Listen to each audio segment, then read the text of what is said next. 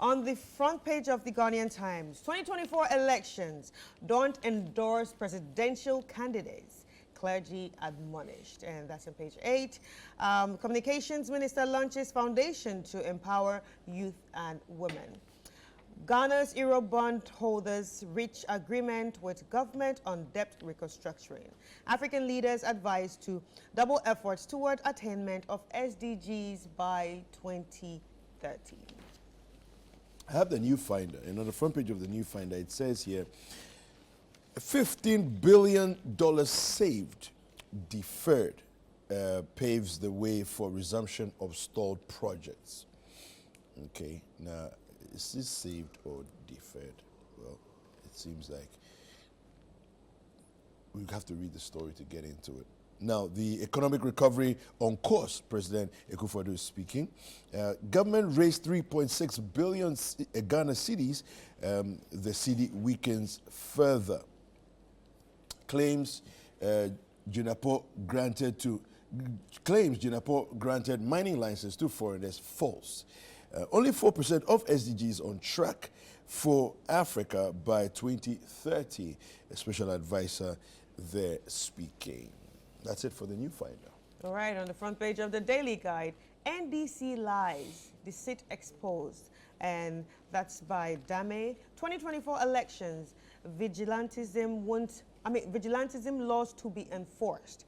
Nana others 1.5 billion Ghana cedis bailout for defunct banks' customers. Closed fishing season begins July 1st. Yagbonwura visits Yana, and that's what we have on the front page of the Daily Guide.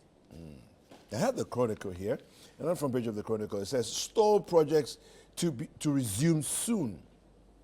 Coming again from the president.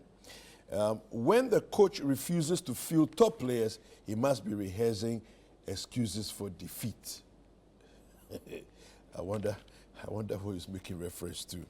When the coach refuses to field top players, he must be rehearsing excuses for defeat.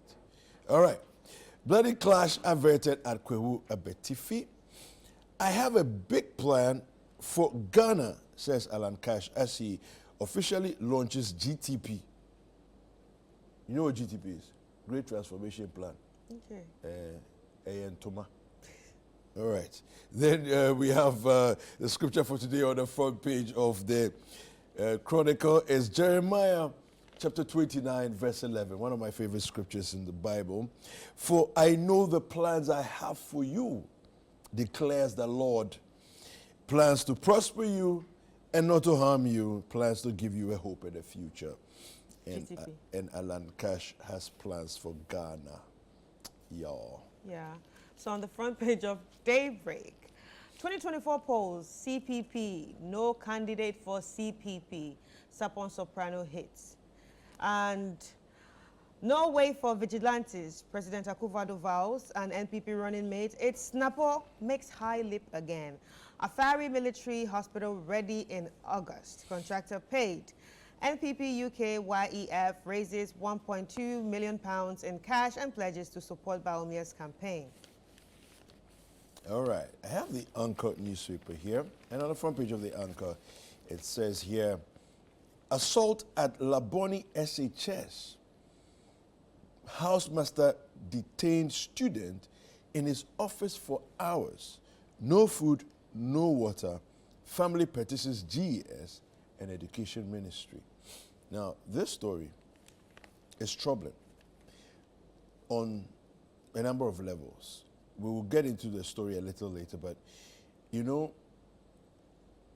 if people like, you know, there's a rule that you can't, the corporal punishment is not allowed, right?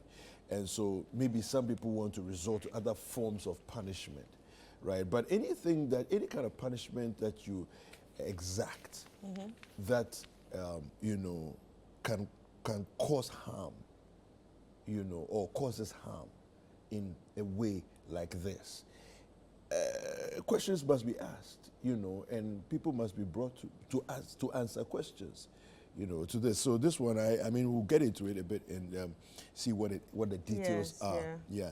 Asante Bedio too removed as executive secretary, appointed ambassador at large. Blake confirms his son put in a bid of $200 million to acquire state hotels, but was refused. We have Minerals Commission debunks false claims against lands minister. Says every concession granted foreign entities are done with proper consultations. An NDC gender committee tours Esekado and Shama areas assures residents change is coming. All right, on the front page of the Business Analyst, Fish Solutions revises Ghana real growth rate in 2024 to 4.3. Banking sector cleanup, 1.5 billion Ghana cedis to be disbursed to victims following Akufo-Addo's directive. Spike in HIV infections, AIDS Commission calls for more funding. MTN not excluded from 5G rollout, and that's by Ursula Owusu-Ekufo, who's the Minister of Communication and Digitization. Strengthening the city, we've put in place systems to ensure export proceeds return home. All right, I have the Enquirer. That's my final paper here. It says here, inside Ghana's migrant trade, Nigerians hijack and rip up phone accessories business. Sleepy GIS, MMDCEs, MOTIs in action, rob GRA of billions. Okay. We have government reaches agreement with bondholder committee and more trouble for junketing clerk as parliamentary staff demands lists expenses on all foreign trips by Cyril Kwabna Oteng Insia. All right, so that's what we have for the front page of the, and it says here, Alistair Matthias embroiled in another gold scandal in Eswatini. That's on the front page of the Enquirer. All right, so my last paper here is the Business and Financial Times. Education, unwholesome food items under school feeding, wrong payments, it all. And employment, YEA launches BEAP with 1,452 businesses to drive post-COVID economic recovery. When it comes to banking, shareholders commend Access Bank's performance. Debt reconstruction, agreements with private creditors secured, and prestige commercial space draws top brand. Financial institutions critical in driving the sustainability agenda. And lastly, the ECOWAS Brown Card Insurance Scheme, changing dynamics and development. All right, now I also want to read a little bit of the story here in the anchor. It's on page 2 of the anchor. The housemaster detained student in his office for hours. No food, no water. Family petitions GES and Education Ministry. Now, the Ghana Education Service has been petitioned to investigate an alleged physical assault on a final year student, Master Abraham Sambu, at the Laboni Senior High School in Accra by the senior housemaster of the school, Mr. Eric Ajiman, also known as Power. A formal petition by Sambu's family addressed to the director of GES alleges that on Tuesday, June 18th, 2024, the senior housemaster slapped their ward after he was falsely accused by the school prefect, Blessing Elisha Nyamiche, of using a mobile phone and refusing to hand it over. Now, but Sambu, who denied the allegations, was subsequently prevented from attending classes and detained at the senior housemaster's office for hours without food or water until 2 p.m. Now, we don't know exactly when he was detained, but we know that it was earlier in the day.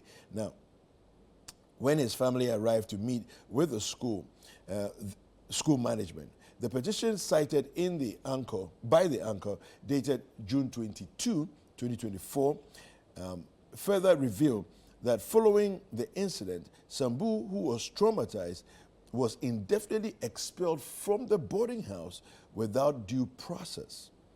This expulsion, the petition noted, poses significant challenges for the family as Sambu would have to commute daily from Kaswa in the central region to Laboni in Accra.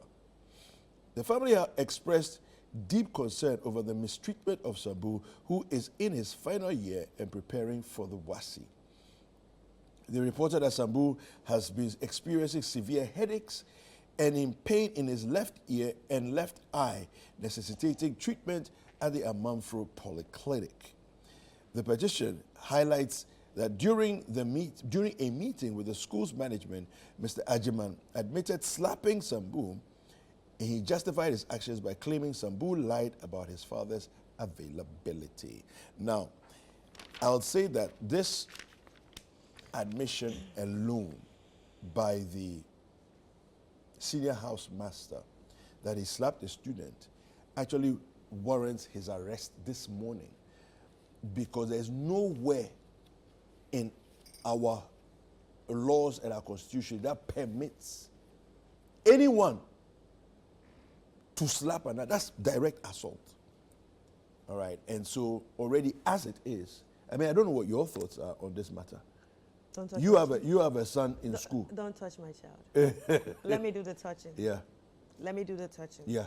And I think, like, because we you know, it's not about just my child alone. It's about anybody. Yes. Do not put your hands on anybody. Exactly. Because Don't. You don't know anything about the person. You don't know the health status of the Thank person. you. You don't know if you hit the person might die. You don't know if you hit the person, Yeah. like, even that slap can affect his ear forever. No, but you see, he's now complaining. That's the and thing. if it's true, he's been damaged in his ear. Exactly. He's experiencing headaches.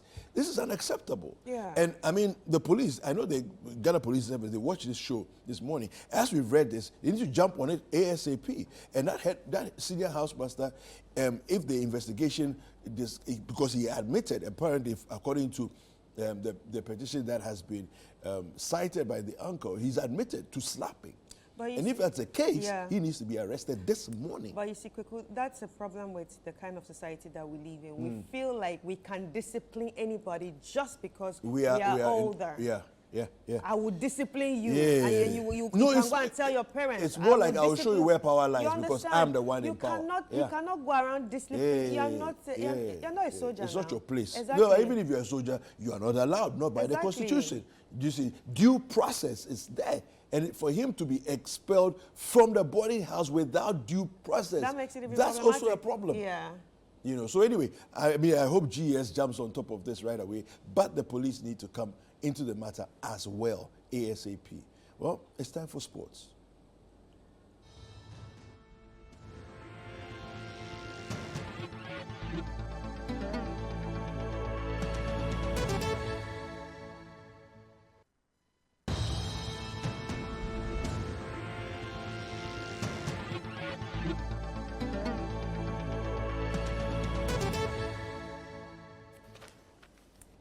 All right, now it's time for us to get into some sports. Deputy Director General of the National Sports Authority, Abdul Bahwa Majid, has shut down claims that the authority rented out the Boteman Sports Complex to a church service, but rather to a tour for a group of university students. Mr. Majid told ChannelOne TV Sports that the Students' Representative Council of the University of Ghana wrote to the NSA to seek permission to tour the facility and have a speaking session with the Deputy Sports Minister.